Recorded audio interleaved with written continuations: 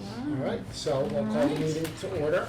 The only thing that I have today is for Cambridge to update us on all of our investments. All right, very good.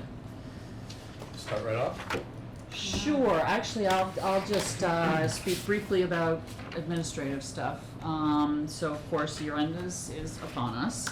You have the June statements so far, which you have a copy of in front of you. And so we will we're in the process of uploading that to the state site. I think last year there was a little confusion about who was doing what, so I think we are uploading first and then you're gonna add, right? Yep. Okay. Last year it was the capital reserves didn't carry forward, so I'd have had to recreate them all and all Right, that fun right. confusion. So. Yeah, okay, all right, so, I think we'll be, okay from that standpoint. One new wrinkle this year is that the state has created new fund categories. You got an email, I think, from the state back in maybe December. You probably wouldn't have gotten it at that point, but. My husband might have gotten it, but. Yeah, all right. He didn't, all right. he didn't share. He didn't share it with you. No, he was all probably right. too sick. Oh, yeah. Yeah. But what they're doing is, one of the complaints that I had actually, and I worked with the state on this, was that the most important funds to distinguish between expendable and income-only funds were the private funds, because you needed to know whether you could invade principal, for example, NAR. Jake Nar, exactly, scholarship. But under the previous guidelines and categories that were available to us, they did not make that distinction. So after considerable conversations, we settled on a new fund categories. So now you have 4. So you have the 2 basic categories are taxpayer funds and private funds. And then the 2 subcategories within those categories are, under taxpayer funds, you have income-only trusts and you have expendable trusts. And then under taxpayer funds, you have either capital reserve funds or expendable trusts. So the distinction between a capital reserve fund and an expendable trust is extremely fine. So, those 2 categories are less important, I think, but under the private funds, under the taxpayer under the private funds, the distinction between an income-only trust and an expendable trust is important.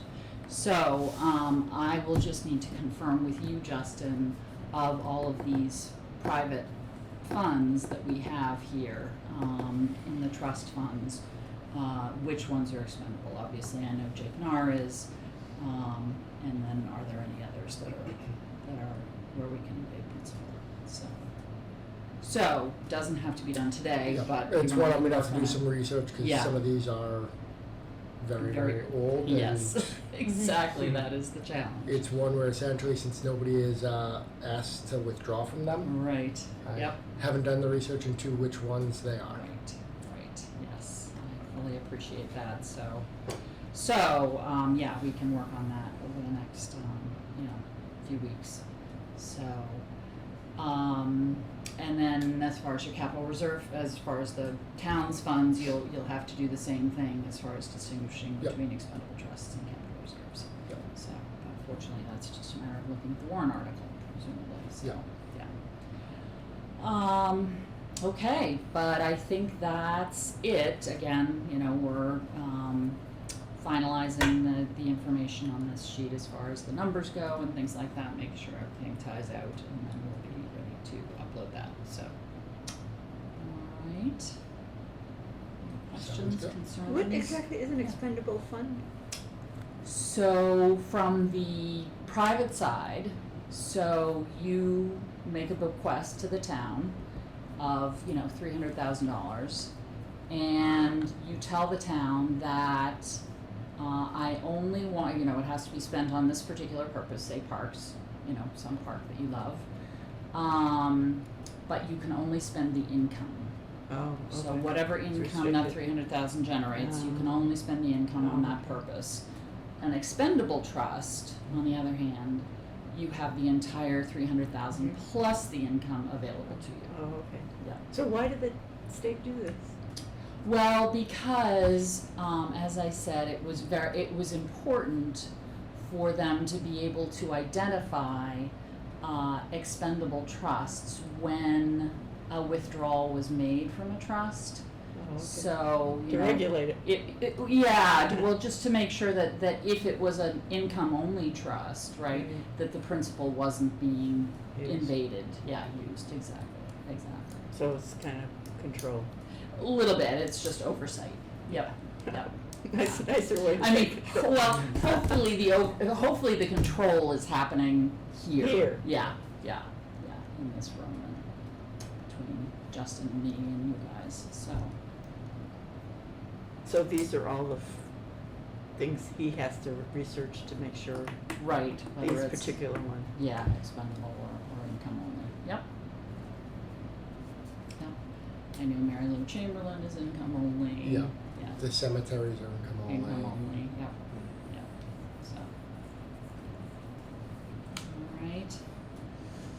Okay, and that Made was my all. summer a lot more interesting now. Sorry, hopefully not that interesting, but yeah. I see a creation date of 1901. Yeah. You have to go I've already reached out to the state on these, and what they gave me was not that helpful. No, Okay.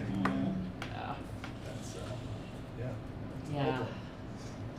So did the state have a list of all these things? Are they overviewing all this? I mean, if they don't have the information to overview it, I mean, Mm, So how will that's, they know? yeah, they, I believe going forward, or from a certain point, they have all the trust information in file and all that, but some of these, they don't because of how old they are. But I'm sure that if we were to Somebody- try to withdraw and yeah. they'd let us know that we're wrong. Right, so- They're good at doing So, that. yeah. oh, okay, so they do have the information oversight. For frequently they do, yeah. Yeah. They do have copies of the deeds of gift or, you know, the will or whatever created. Even these old trust. things like 1901. I know. I know, like the Leach Library Fund, I think it's the Leach Library Fund. I've done research into that one, and I've been able to find similar funds that were established around the same date for other municipalities. So I've reached out to them to see if they have anything on it, and it's just a matter of doing all that legwork. Right, Mhm. right. And if there's any way I can help at all, I just appreciate please it. let me know, yeah. What happens if you don't comply? Well, we have to file something. So we would file with, we would sort of make our best guess and then tell the state, these are the funds that we're not 100% sure of, and we'll continue researching them and et cetera. So yeah, and they're pretty good about it. They'll if they understand that we're making our best efforts to get the Comply. information, yep. So, and you would not be alone, believe me. I mean, this is an issue with New Hampshire being as old as it is. This is definitely. It's a lot in the cemetery fund. Yeah, Over $1 million. yep. People buying graves for Yeah. People have been dying a for a very long time. time. That's right. Yep. So, all right. Okay, so, Alrighty. take it away, Matt. All right. Well, that was So, now we can review the deck. We like to start with the kind of economic market overlook, or outlook, if you will, before we kind of get into the account-specific, your account. So we can start on page 3. I won't go page by page here, but I'll just highlight a few.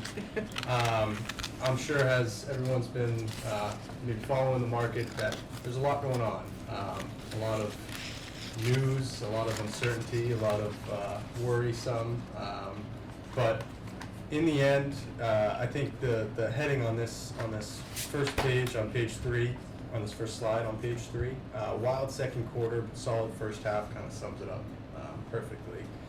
And the first chart, the index performance to the second quarter, so that line chart with 3 lines right there, One line, the top line is the NASDAQ, the middle line is the S&P, and the bottom line is the Dow. And this is just over the second quarter, so April, beginning of April to the end of June. And so that is when the real trade war or tariff announcements really started. So right at the beginning of April, April 2nd, the Trump administration came out with Liberation Day and showed that big chart in the flower garden right. of 30% tariffs across the board. And historically, that's the highest tariff rate we've seen in the past 100 years. So markets, investors obviously didn't like that very much. I wonder why. Yeah, and within a couple of weeks, the market was down 10%. So that's technically a correction within the market within a couple weeks. So very quickly, markets digested the issues with the 30% tariffs and showed it.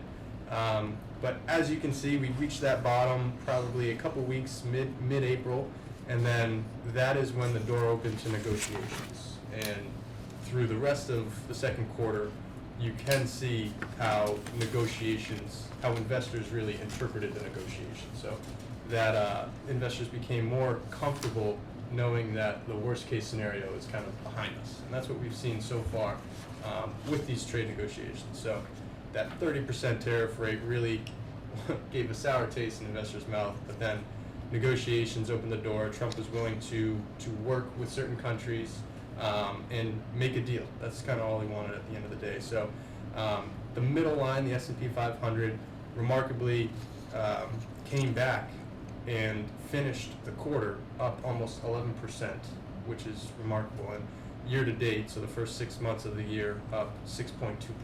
So really recovered, and investors are more comfortable being where we are now than where we started. Still not a great spot, but better than the 30% tariff. And just to highlight kind of what is doing best within the S&P 500, so that chart all the way to the right, the S&P 500 sector performance for the first half. You can see the leading sectors within that index is industrials, communication services, utilities, financials, mostly defensive sectors of the economy. So what, in 2023 and 2024, there was really growth spurt within technology and AI and data centers. And so growth really led the way. Tech, NVIDIA, Amazon, Microsoft, Apple, the big names, the Magnificent Seven, if you will, really led the way over the last 2 years. So this is a big rotation in the market that we've seen so far this year. And just within industrials, up a little over 12.5% within the first half. Some meaning behind that is because of the reshoring effect. So what this administration wants to do is bring things closer to home, bring supply chains closer to home. We've seen that in the COVID era where everything got shut down and business supply chains were chaotic. So that really shined a light on how exposed we are, how globalized we are, and how interconnected all the economies across the globe really are. So industrials have really benefited from reshoring of supply chains, and also along with that is investment in infrastructure domestically.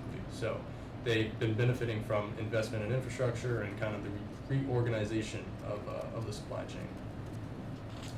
And then we can flip to the next page, and please interrupt me if you have any questions along the way. Absolutely open for questions. So page 4, I won't spend too much time here, but this just kind of highlights all the different areas that this administration is trying to attack all at once. And as the header kind of says, uncertainty is destabilizing. So having to tackle healthcare, deficit spending, immigration, tax reform, trade war, industrial policy, all in one kind of fight, all together, all at once, definitely destabilizes things and kind of puts your head on a swivel of what is coming next. In hindsight, previous administrations, like healthcare, dominated in 2009 to 2010 with the Affordable Care Act and the Obama administration. Deficit spending dominated 2011 with the Budget Control Act and needing to raise the debt ceiling. So there's certain previous administrations really highlighted one or two of these, not all 6 at once. So definitely a lot going on. And then page 5, the next page, this illustrates just the tariff rates and how that lines up historically. So this goes back to 1900, so 125 years of tariff rates and where we are today. So as you can see all the way to the right, the orange-ish line is peak tariff, so that was Liberation Day, that 30% tariff rate, highest we've seen since 1900. And the blue line is where we are today, or June 30th, but we're still at that 15% level today. So cut it in half, but still, as you can see, historically high.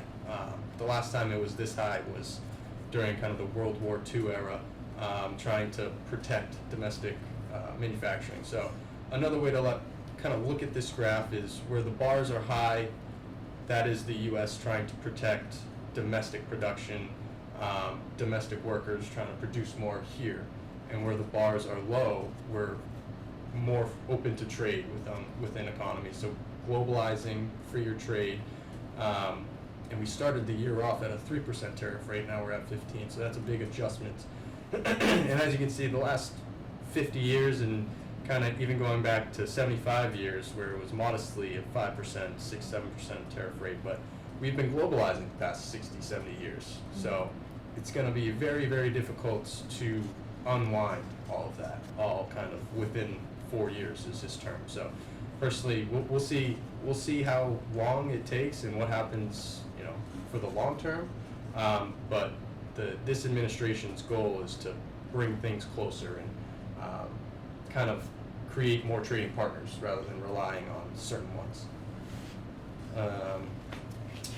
And let's see what else. So if we want to go to page 7,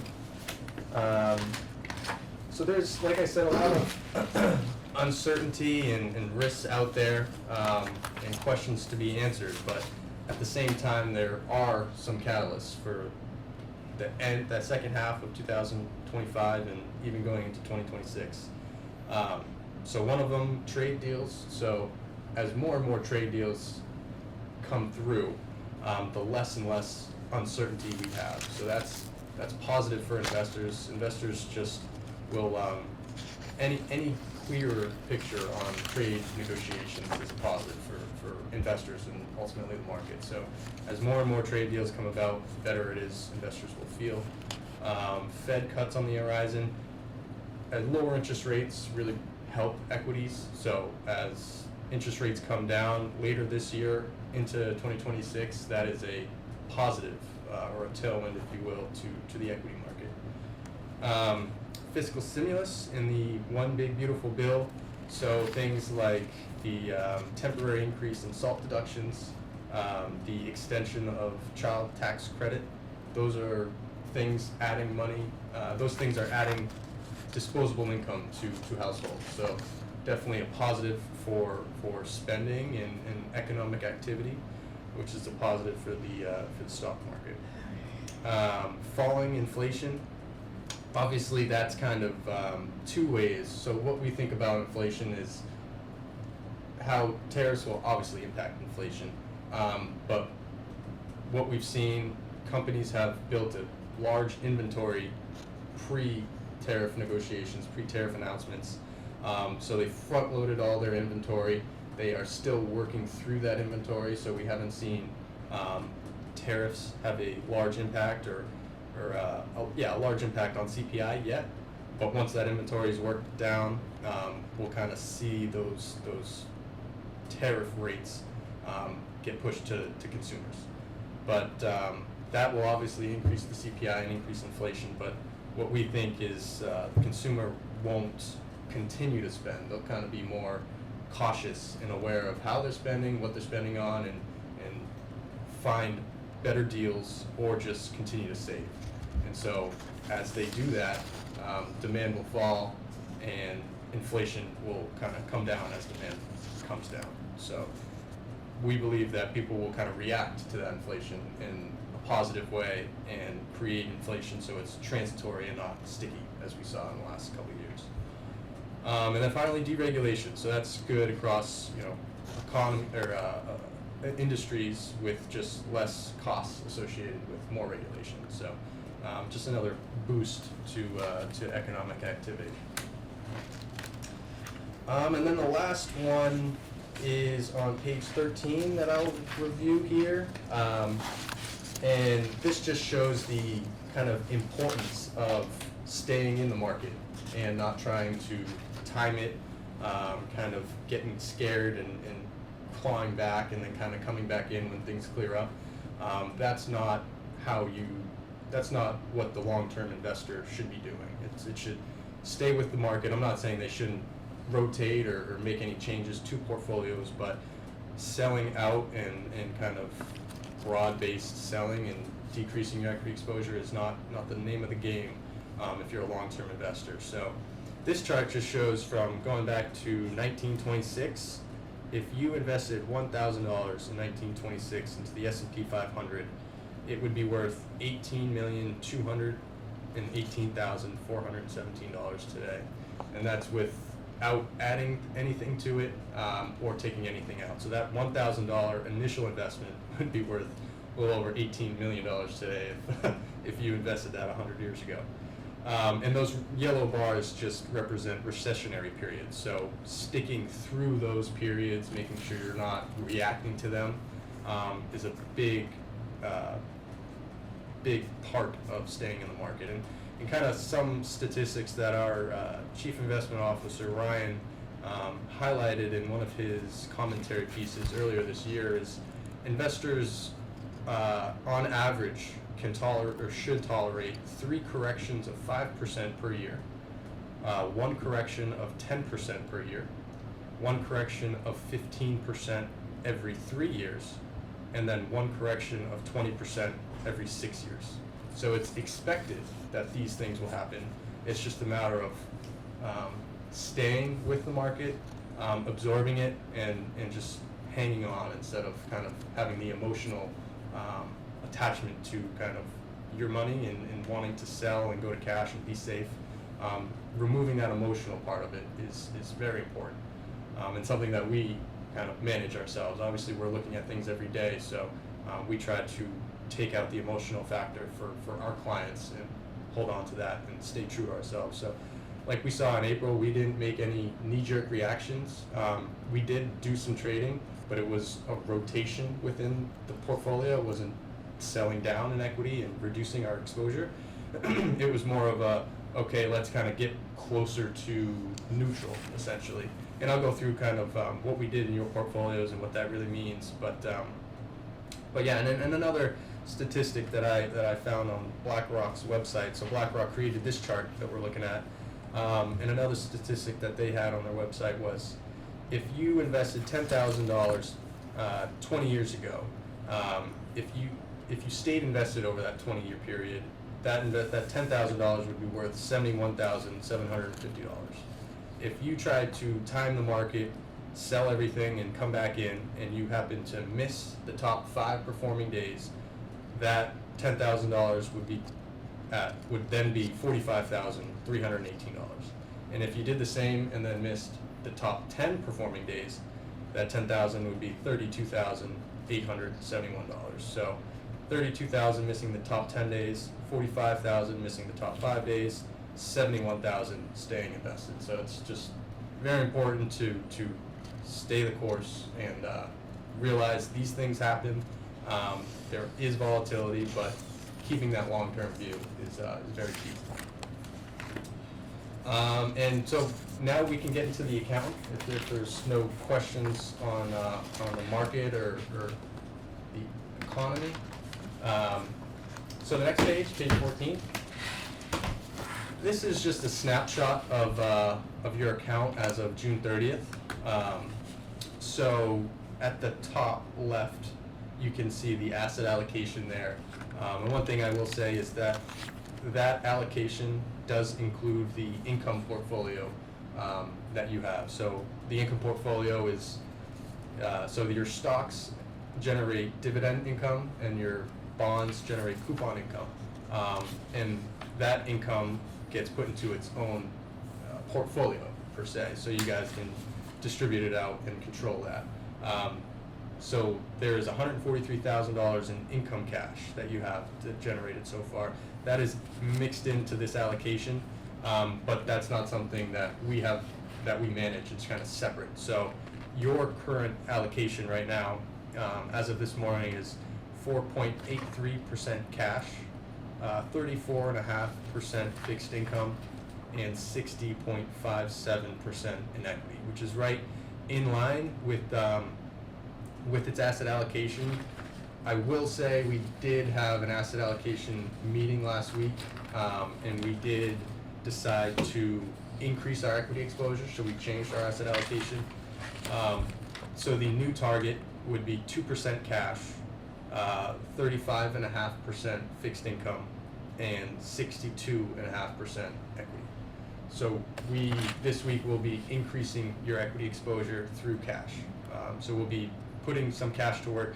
Our benchmark for cash is a 2.5%. So we were overweight cash, just kind of holding it, waiting to deploy it at a certain point. So this, we believe, is a good point. This, we think that there are, like I pointed out, there's some catalysts to the second half of the year. So we think the rally that we've seen so far has more legs to run throughout this year and into 2026. And within that asset allocation, we are also, like I said, trying to get to neutral. So a certain point in that is getting the international allocations in line. We were underweight international, so we had more conviction in the domestic U.S. economy rather than the rest of the world. But what we've seen so far this year is that the rest of the world has taken precedence in kind of figuring it out. So the rest of the world thinks kind of the U.S. is kind of hurting itself with these trade tariffs. So it's trying to figure out outside of the U.S. where these pockets are. International valuations are much more attractive than U.S. valuations, just based on historic relative valuations. So another reason why we decided to increase our equity exposure, like I said, more deal making equals more certainty, inflation coming down, consumer momentum. Something within the consumer that we saw last month is retail sales up a solid 0.6% month over month. And then the biggest part of economic activity and what we think is kind of the stable part of the economy is the labor market. The labor market has really been holding true for the past few years with a historically low unemployment rate. So it's at 4.1 today. We've never seen a recession with that low of an unemployment rate. So we believe as long as people are employed, people are getting paychecks, we are seeing people with continued wage increases. And then you add on top of tax deductions like the child tax credit extension, and then the SALT deductions, that just continues to add more disposable income to consumers, and that's a positive for economic activity. And so moving on to the bottom right, account flows for the 1 year. So you started beginning market value at a little over 1,930,236. Your net contributions and withdrawals, so you have a net withdrawal of $62,043, essentially just distributed your income for the year. So your income earned was $64,643. And you add on your market appreciation over the 1 year of $149,867. You add on your accrued income of $7,857, and your ending portfolio value as of June 30th is $2,088,001.61, with a total return of 11.18. So solid 1 year return for your portfolio. And that line graph to the left just shows the green line is your net investment. So if you added or withdrew anything, it would go up or down. And then that blue line is your portfolio market value. and then the space in between is market performance, or your performance on your account. So you can see how the performance impacted the portfolio, and you can see that you did add a little bit to it. The blue line reflects that, and then it you can see the market performance after that. And if you want to go to page 16, we can look at the performance reports or details, if you will.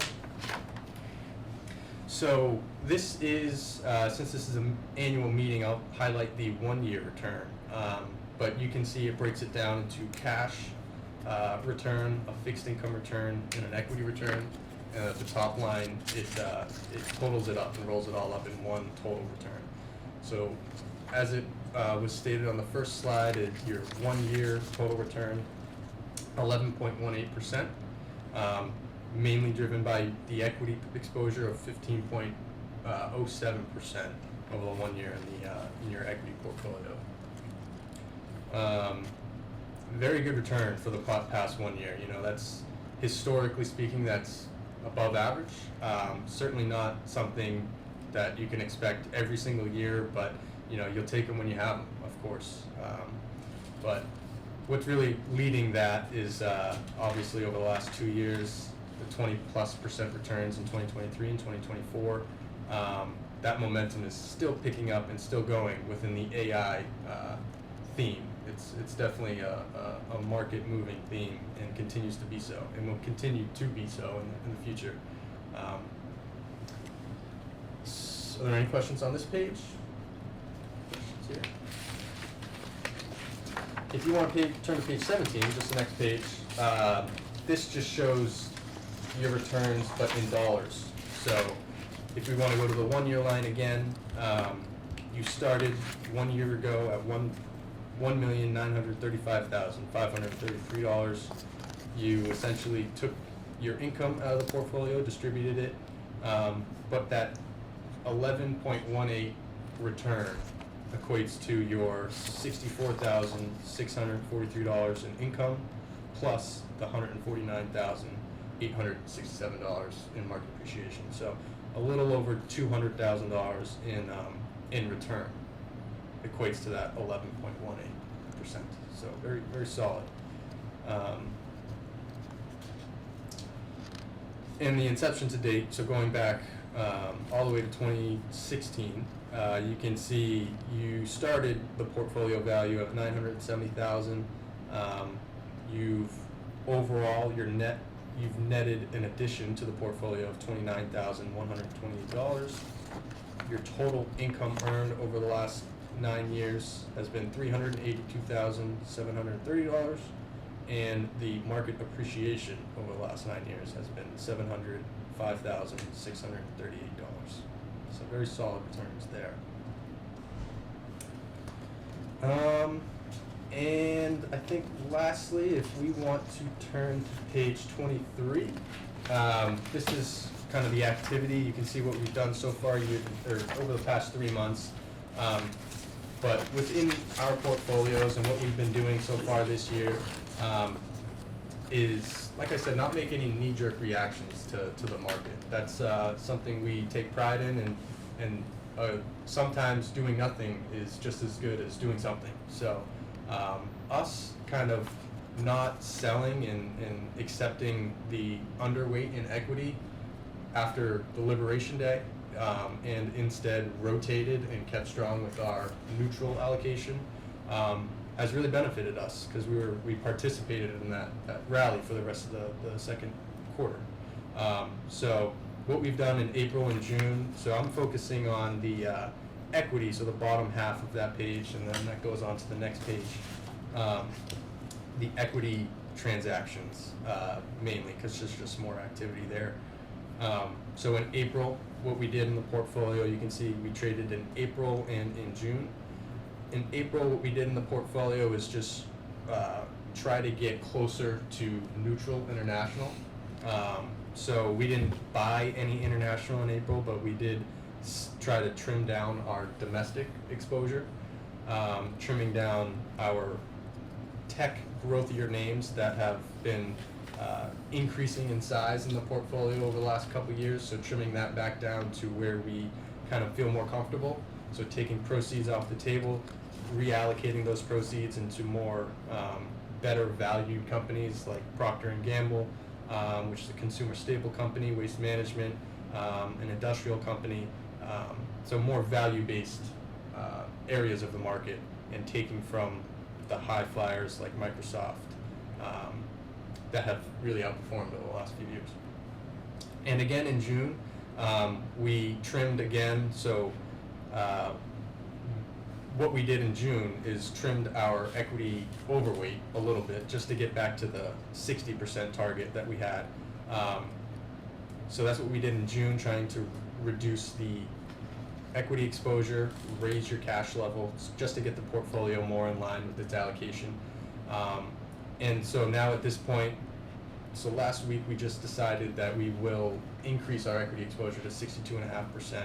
That's where most of our portfolios lie.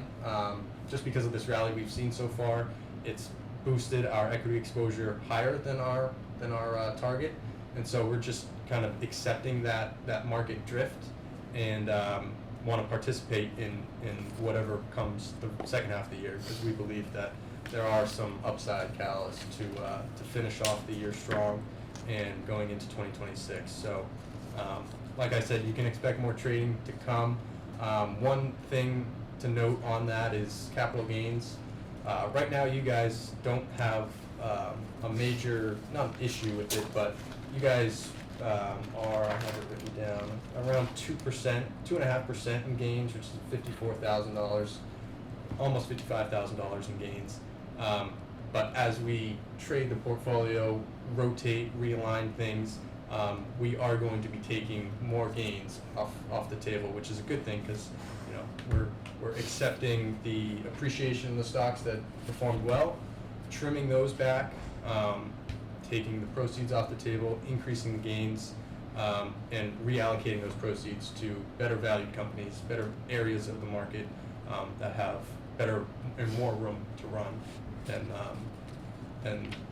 the Magnificent Seven, if you will. So yeah, that's pretty much how we're thinking. We are more positive, with the trade deal that happened yesterday with Japan. Kind of set a precedent, and hopefully will set a precedent for other major trading partners. So they accepted a 15% tariff rate, which included autos, which is a big part of our trade deal with Japan. Obviously, Toyota and Honda, they export, or we import a lot from Japan. So that was a major trade deal with a major partner. And something along with that came along with that we're seeing more of, is that this administration is looking for investment in the U.S. So it's not just a tariff rate and a trade deal. It's what can you give us, and what can you provide and invest in our country, as along with this trade deal. So Japan agreed to invest $550 billion in the U.S. over a certain period of time. I'm not sure how long, but a significant investment within the U.S. And so hopefully, maybe we'll see, obviously China is another big one that we need to accomplish, and the EU. So maybe we're thinking that both of those deals will kind of look similar to the deal we made with Japan. Not just a tariff rate agreement, but also an investment in the U.S. along with that. So positive news for the U.S. and things to come, but we'll see. A long time, even a week right now is a long time for markets. So it's day to day, minute by minute, even. So a lot can change, but right now we're optimistic, and we're showing it by kind of increasing our equity exposure and being confident in things to come. So that's kind of all I had. If anyone has any questions, I'm happy to answer. Isn't the 15% a lot more than we had before? It certainly is. is. That great a deal? No, I mean, exactly. It is a great deal in retrospect to From that the 30%. Yeah, but it's not a great deal. No. So we know we're getting tariffs. That's not a question, it's just how high. And the highest and worst case scenario is not what we're seeing. So investors feel comfortable with anything lower than that, especially with a major trading partner like Japan. So yeah, we started the year off at a 3% tariff rate, and now we're seeing a 15%. So like I said, we will see who will absorb that tariff rate, whether it's the exporter or the companies importing these products. Or the consumer. Or the consumer, of course. We're gonna pay for it, you know that. It's certainly gonna get pushed to the consumer, it's just a matter of if the consumer's gonna accept it and continue to buy and spend and pay that extra for that product, or Depends on find the something product. else. Depends on the product, if you're buying food. Right. Yeah. What choice you have, right. Yeah, right. we don't Right. have any choice. Exactly. So, like, for example, people will go to Whole Foods and buy more organic food, more expensive food.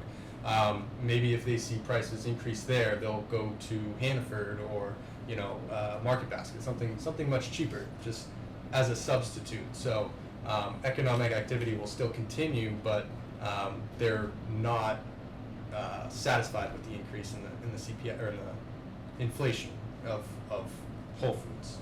So they're gonna find substitutes. That's what we've seen in the past few years. Consumers kind of trading down, or even if they can't find any substitute, just saving that money and pushing it off. If it's a big purchase, obviously groceries, you can't really do that. But yeah, we'll see what happens. But it's I believe it's gonna be finding deals, or either pushing it out and saving your money for now, which will in turn lower demand and force these prices to come down. So we'll see. I don't think inflation will be sticky. I think there will be some inflation, of course. It'll be hard to avoid, but we believe it will be kind of transitory because no one will, have the money to continue to spend. If they do, we will be, it won't last as long. So demand, I believe, will fall, which will in turn kind of reduce inflation as such. But any other question? Okay, so I guess these are the funds that you're in, this committee is involved with, right? Is this the only part of the whole of Londonderry that we Nope. worry about? So we have our capital reserves and some of the expendable maintenance trust funds with TD Bank, which they're just essentially they're in escrow accounts with interest rate. So there's no investment risk or anything of that. It's just interest as if it's your savings account. Just like a savings account. So these are the accounts that these guys Yep. worry about? Yep. Gotcha. So this committee only really worries about anything that's involved with a trust, that somebody wrote up a trust that said you can Trust fund or this. the capital reserves. So the warrant articles where you'll see to establish, like we just had to establish public safety overtime. Right. You guys are responsible for overseeing that.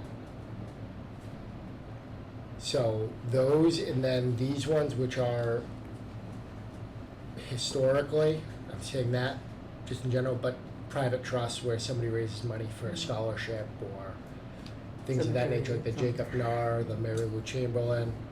And then there's obviously the cemetery as well for perpetual care of the cemeteries.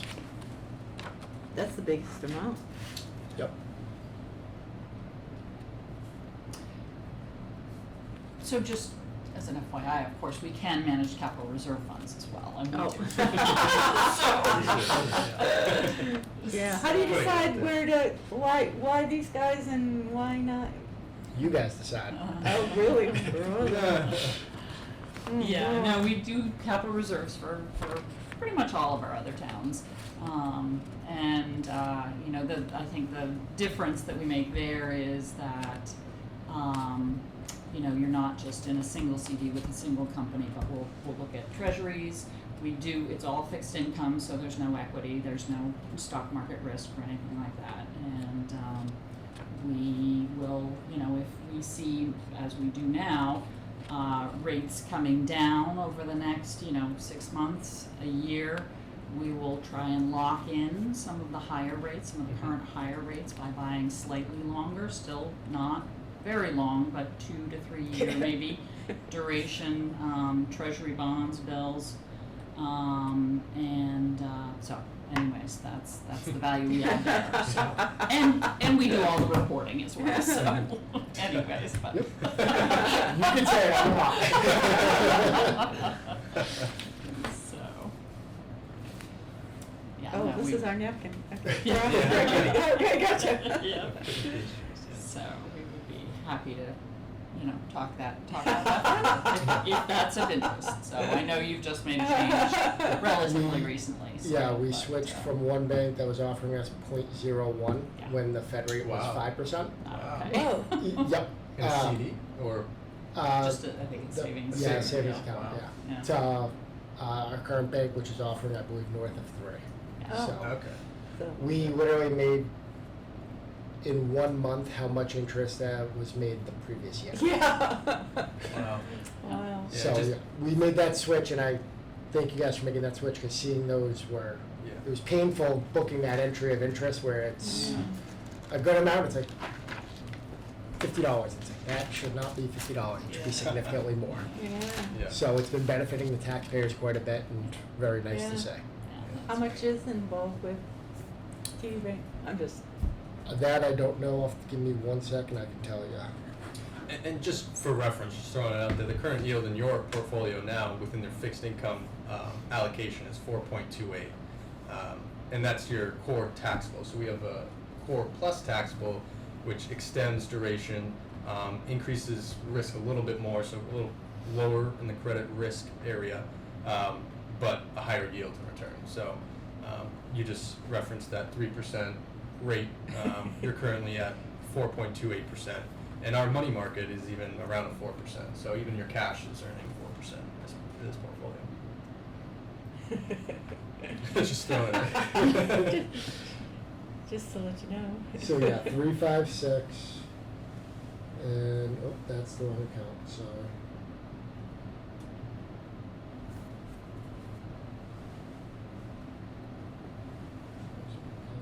And that's gonna be 0, 'cause it's all broken out. Sorry, it's a matter of adding them all together. Oh, yeah. Oh. Mental math. Yes.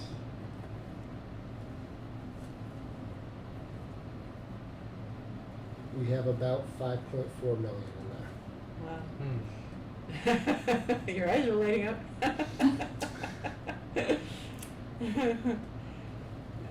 Wow. Yeah. So the money for the whole trust fund stuff is that plus this Yes. For the whole trustees of trust for the funds, yes, trustees yeah. of the trust. Yeah, exactly. That's so, okay. About 7 or 8 million maybe? Yep. So, one more thing that I had, and it's related to investments, so sort of segueing from Matt's, comments, is, the trustees should be reviewing and approving your investment policy statement on an annual basis. I have copies of the one that is currently in effect for you guys. This is a Cambridge Trust standard investment policy. There's no reason not to use it for you all. It looks perfectly reasonable for, this account for these trust funds. You have, These trust funds. yes, exactly, yep. Alright. You are a non-taxable entity. On the second, on the second page, your investment risk profile carries over to the third page, your moderate growth, so you're 60% in equities and 40% in fixed income, which is entirely appropriate there. On the fourth page, you are in our equity income strategy, which focuses on dividend and interest earning. So we want you to have the income to spend for these funds that will only allow you to spend income. And then on the fifth page, you are in our core bond taxable, so we're buying taxable bonds for this account. So corporate bonds, which earn a slightly higher rate of return than, for example, municipals, which would be tax exempt. So again, as far as we're concerned, it's entirely appropriate. If you want to review it, that is completely fine. But we do need to just let the state know that you guys have reviewed it and approved it, if that is what you choose to do. So, I have also, Excuse me, do you have an Yeah. extra one of these ones? oh, absolutely. Yep. Please, thank There you. you go. I've also printed out sort of a sample investment policy. Many of our towns use their own investment policy, which goes into more depth. It sort of marries the state regulations for this type of fund and the investment, restrictions or guidelines that we need. So it talks about capital reserve funds, it talks about non-expendable funds, the income-only funds. So I brought copies if you'd like to look at them. Again, it's not, to you, Brian, there we go. Am I gonna need one of those things? What's that? Oh, no. Nice. That's good. Like work stuff. Oh, that's good. So, and I can send that to you electronically, again, if, that is something that you'd like to explore. I don't wanna add more So, to your I- plate right yeah, now, We do have So an we can investment sort of- policy on our own as well. but. Do you? Okay, Yes. all right, so if you wanna share that, that'd be great. I think, Yeah. I think we sent it last year, I can take a Oh, look okay. and. Oh, good. All right. Yeah. Here's, I'll send you a copy, I have it Yeah. somewhere, I'm looking right now online to see where I have it, but, Okay.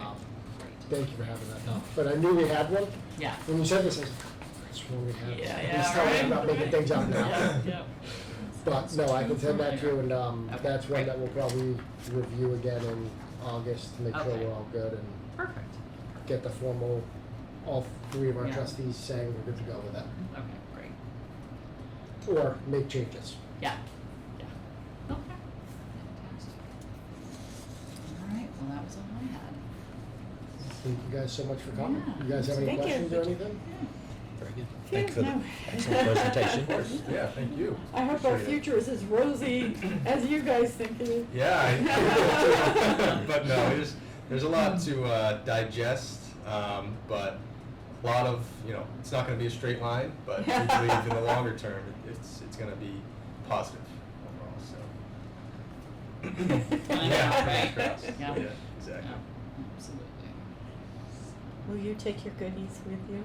No, I'm gonna leave a bit here, so I really want, whatever you guys, if you have hungry people at home, feel free to take some home, and then the rest I'm gonna leave with you. 'Cause I'm Oh, yeah, assuming the town hall. somebody- Somebody- On this Yeah. place is gonna eat this stuff. So, yeah, no, you guys should definitely. That looks really like good stuff. Yeah, they really are, they're It's not like, delicious. Dunkin' Donuts. This is class. Yeah. It's class. Yeah, the works, it's Yeah. wonderful. Oh, that's how it works. It's okay. Yeah. Nice. Yeah. Yeah, great stuff. It's Yeah. interesting, our building has gone, so we're in one of the two, skyscrapers in Manchester, a whole 20 floors. And over the last 3-4 years since COVID, they have started converting the floors from offices to Yeah. residential.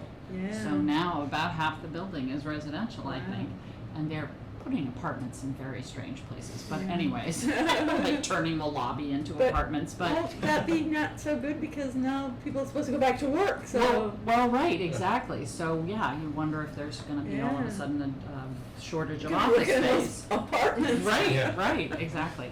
But the good thing about it is that places like this are opening because of course now that Yeah. people are living there, they need, They more. need pastries. Yeah, exactly, so, Yeah. anyways. Yeah, people are gonna be rolling around the office. Oh my God. I know. Well, so, all Oh, right. boy. Thank you. Yeah. Wonderful, thank you for All coming in. right. Yeah, of Thank course. you all for having us. Yeah, Good to see appreciate it. you. If hopefully you enjoy the rest of your summer. It's flying by, I will say. Oh, yeah. Yes. It took forever to get here. Now it's I know. flying right It by. really did. I can't believe it's almost August. Yeah. All right, and I will be in touch with you about Perfect. annual filings. Yep. Where we're going, Perfect. or where we're at, so, all right? Thank you so much. And then, yeah, we'll put our heads together about, expenditures. Yeah, Yep. all right. So, I was gonna say, I'm not sure if you guys have any questions, do you wanna go over anything? I left this meeting just for this, that Yeah. way, should there be anything, and then we can, kinda digest it and meet again, hopefully in August, to update the investment policy, make sure Yeah. we're all good here, and go from there. Do you think the future is as rosy as this guy thinks it is? You never know. Yeah, It's, yeah. you never know. Especially it's with every 4 years a new Yeah. term, and you Yeah. don't know if it's one where what I've always said is it's funny that we do 4 years, maybe 8, things start get going, someone new comes in, takes away all the progress, Yeah. does another 8 years, Yeah. someone new comes in, Yeah. takes away all the progress. Doesn't matter what side, it happens each time, where it's like, all right, well, this positive's coming, this positive, oh, whoop, that's gone, now we're back to this, and Yeah. it's how we go, and I mean, like you said, you look at 1926 to now, I mean, even if you take away inflation, $1,000, that's one of the things I looked up, $1,000 in 1926 today alone Yeah. would be 17,000. Still another 17,980,000 in increase, Yeah. so it's, I'm hoping it'll be that rosy. Yeah. Some of the craziness going on, not in the US, but outside is where my worry Yeah. kind of really goes. Yeah. But that's out of our hands. Yeah. But I'm hoping it is. Yeah. Yeah. So you have all this work to do to try to figure out what kind of funds these are? Yep. Yep. I will see what I can pull. I know some of them. We've done some research in already. I know the library's done some into 2 of them. Like I said, I've already reached out to the state when I first started working with the trustees, and what they gave me was not overly helpful. I was hoping for like the articles of incorporation, and I don't think they had any of those, or maybe one of them, and I think it was for one that we've already had. But But if they don't know, then how can they enforce this? so if they were to find out, is how they would enforce it. Oh.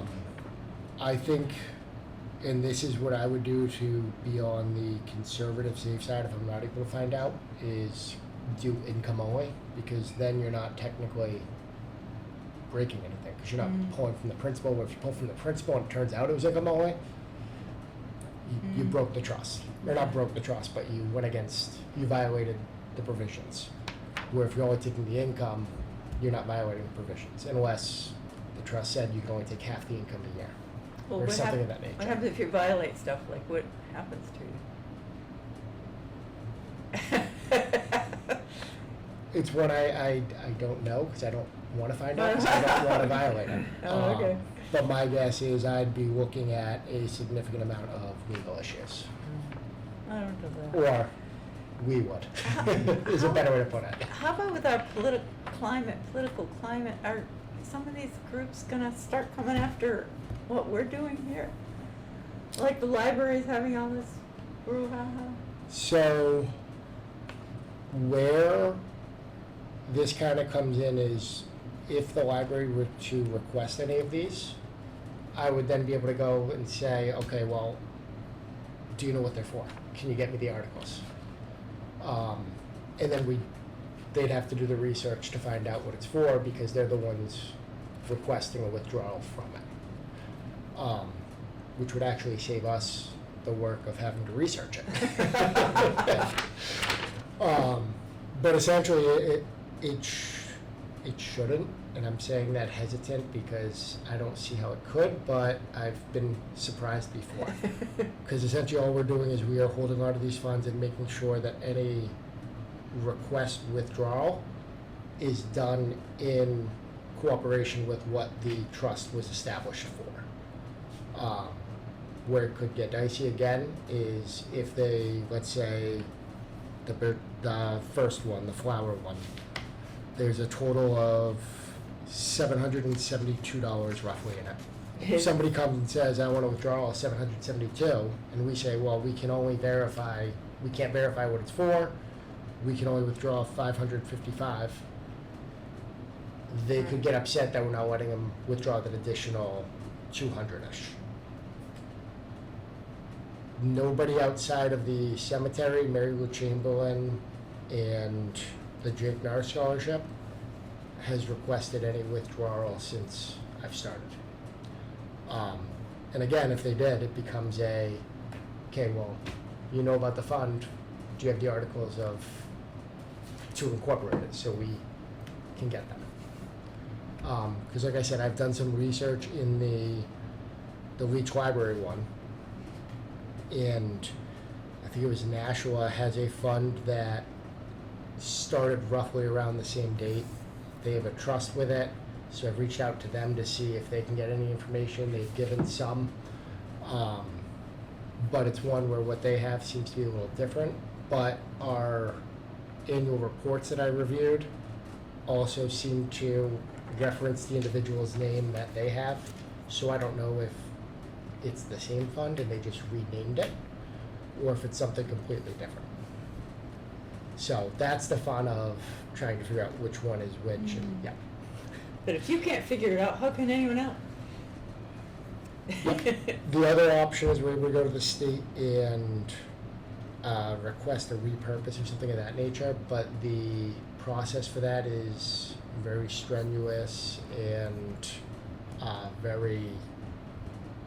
be very detail oriented, which I'm pretty sure if we're not able to say what the fund is for, we strike out at step one. Yeah. So no protection. Exactly. And if anybody is watching and knows what some of these funds are, please feel free to reach out and let us know. Oh, I forgot about those guys. Yep, just for those that are been watching, I'm willing to take help on the research for this. Yeah. But yeah, it's like I said, I mean, you guys are the overseers on this, but how I've always viewed it is the ones that we know, if somebody requests, then you guys will make sure it's within. If it's one that we're not sure of, then before we release the funds, we need to make sure that we do as much research as possible where we can say, hey, we don't know what this fund is, and then go to the state and essentially tell the state, this is what's happening. You need to help us, that way we're not violating anything and we're in accordance with everything. Oh, so the state is the final arbiter? No, but I'm not 100% sure, but it doesn't hurt to make sure Okay. that they're aware that we need help. Because they'd be the ones, them or the individual who established the trust would be the ones that would come down on us. If they're still around. Exactly. If whoever established the trust isn't available, then they appoint another. Their executor and everything of that nature. Sometimes you'll see that, it'll be for somebody's grandfather. So the wife will take over, then the kids, then maybe the grandkids, and then it kind of fizzles, depending on the individual and what they had established. You will get like the Jake Narr one, where the school principal, I believe, and one other person in the school are the ones that are not responsible, but they help with the process. So should that happen, the school will be able to continue on. There's a guaranteed person to continue forward. But that's not a unique example, but that's just an example of how it can continue where there's constantly someone. So you don't think if there's political issues, they're gonna come down on us personally about anything? I don't see how they could. That doesn't mean they won't or they can't or I'm missing something. I just look at it in the what we're doing here. It's part of the reason I love numbers. It's not. They are what they are. Yeah, They're not political. yeah. This is what it is. We're Not here somebody's opinion. doing our job. This Yeah, is we have this is these it. trusts. If you can tell us what they're for, Yeah, we can release it in accordance with it. If you Yeah. can't, why are you requesting it? yeah. And I mean, you look at the dollar amount, and I mean, they're not large dollar amounts for the items outside of the NAR and cemetery. Mm. Mary Lou Chamberlain has a decent amount as well, but we have the incorporation for that. Oh, wow, Nara's one. Yeah, Wow. So- and they're still collecting donations, which help add to it and help Mm. continue it on. Mm. But I hope that we don't have to deal with any of the political items because this, to me, is more of it's less political in that matter. Mhm. It's individuals' trusts and where we could would be potentially the capital reserves or spend on maintenance. But as I've mentioned before, by the time it gets to you guys to fully release the funds, I can't speak for the Research. school. Well, we have the warrant articles that establish it, so we're able to go and find it. But I can't speak for the schools, but on our side, the department head reviews the expense, make sure it's valid, then goes to me, who reviews the expense, make sure it's valid. The town manager then reviews the expense, make sure it's valid. Then it goes before the council, where the public will see it, review the expense, make sure it's valid, and then it comes to you. So, if it gets through all three and it's not a valid expense, Can go to those guys. it comes to you guys, and you guys can say no, but Uh, I'll be impressed if it gets that far. Every time we could blame the other guys for it. Oh, boy. I think we're all set with the We're all day. set, Yeah, so thank you. we'll adjourn. Make a motion Thank to you. adjourn. Oh, second. Because I have to. Thank you. Thank you. Why don't you wanna go with these guys? You'd rather stay with TD Bank? Not that I just wondered. Well, it started with me not knowing that they did that. And TD, at the time, essentially what ended up happening was our previous bank was at .01. I reached out to them and said, hey, with the Fed rate being this, what do we, Yeah. can we do anything? And their response was something along the lines of, if you switch over how you collateralize your general fund and operating budget, we'll talk about potentially increasing, but right now we're prioritizing municipalities that are switching over their collateralization. They wanted us to switch our collateralization to,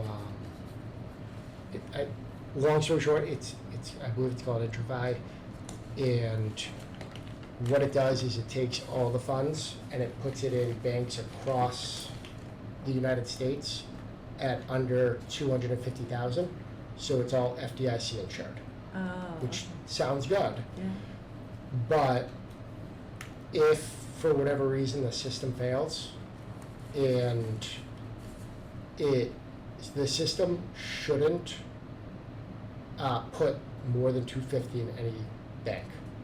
But if the system fails, it falls on us or me.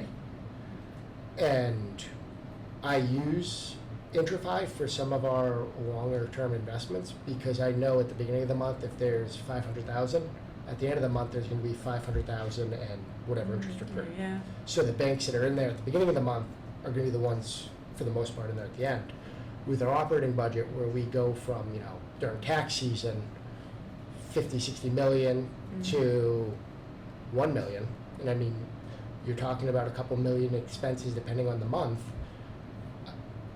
they're in and out, it could be this bank, that bank, I can't easily track what bank it's in on, December 15th, compared to a regular investment where it's on December 1st, December 31st, it should be the Same same place. because that's the only thing going in. Yeah.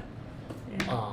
So I wasn't willing to do that because I don't have the staff to be able to track that. And I spoke with other municipalities who have done it, and their reconciling was an absolute nightmare because what happens is it sweeps the money out to the account at night to siphon it to out. send it Then out, it puts it yeah, back yeah. in, so now you have money going in and out Yeah. repeatedly. Yeah, they're using that swing. So I wasn't willing to do that, so they weren't willing to increase past the .01 on this. And TD had reached out saying, yeah, no, we will increase you significantly from where you're at now. And that's what they did. So that was the main reason why. And since we've actually switched to TD for our operating account, because the service they provided and the proposal that they provided, because we did a RFP to every eligible bank in town. We went, I hand-delivered it to them to make sure that they got it, and also to see if they had a governmental banking section. And TD was what they provided, what their proposal did, provided more benefit to the town of Londonderry. So we went with them and moved from our previous bank. But in terms of switching to Cambridge, it was more just a matter of, I thought they were mainly wealth, and it was trying to get out of the .01 interest rate.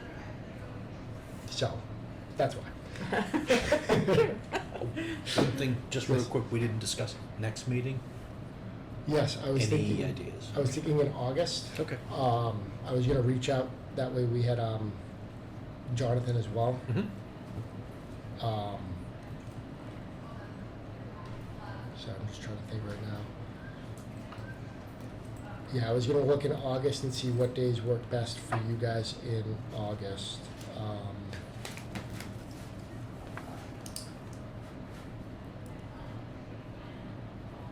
If we did the 7th, which is real soon, or not real soon, but 2 weeks, I'd ask that we push it back to 9:30, just because I have an 8 o'clock that goes till 9, and I don't want to risk. Is there something, say, pending that we need to do that early in August? Okay. The only thing we would have to do is update our investment policy, but we can do that either the 14th, 21st, 28th, or if you want to switch to a different day, we can do it then. Okay. So, I was gonna send out an email, see when works for you guys, but Okay. I was thinking mid to end of August, and And works good for me, but again, if you want to send out the email and yeah. then just get And with everybody's. that, so this is one, just so you're aware, we were talking earlier about which email. Mhm. I'm gonna send a copy of, they sent me this. Yep. I'm gonna send a copy of this. I'll scan this, and I'll send our current investment policy, Excellent. just for you guys to all have as reference, but I'm gonna only send that to your town of Londonderry. Okay. And then I can send an email to the private saying, hey, check your town of Londonderry email. Excellent. But that's one where I don't like sending to private for Mhm. reasons, but I like to send like updates because you're not checking your trustee email every day. I mean, maybe you are, hopefully you are, but I know I check my work one every day, but that's different than this. So I don't, I checked it once. Yeah. As long as you're all set up? Yeah. Everything's good? I did that with Tristan. She did it for me. She started showing me, she goes, oh, here. but yeah, I'll send that email out and we can go from Yeah. there if that works for everybody. Yeah, Perfect. Thursday's great for me. Perfect. Absolutely. So, we didn't set a date, right? Not Nope. Okay. Nope, we're looking mid to end of August. Okay, sounds good. Good deal. All right, well, thank you all.